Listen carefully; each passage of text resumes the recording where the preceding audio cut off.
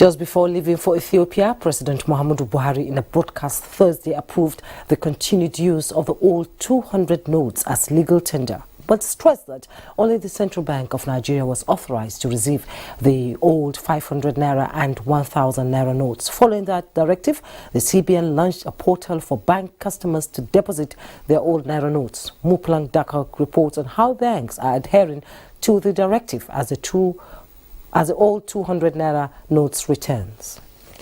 Alleged that deposit money banks this Saturday in some parts of the country continued to collect 500 and 1,000 Naira notes from customers, contrary to the statement by the CBN that it did not direct banks to collect old notes from customers.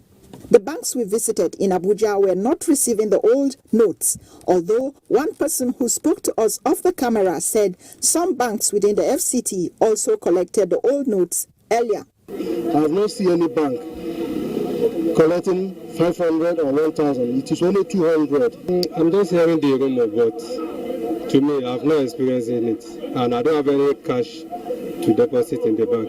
It's high time for us to make a rethink and shift this policy. Meanwhile, the cash crunch is still unabated as only one ATM point out of the several we visited was dispensing cash. The thing was paying quite okay, but after some time it stopped paying, the bank loaded more cash again, and I was able to cash out, and that's all. No much stress. No sooner had we turned to leave this ATM point when the machine stopped dispensing. They're not dispensing cash.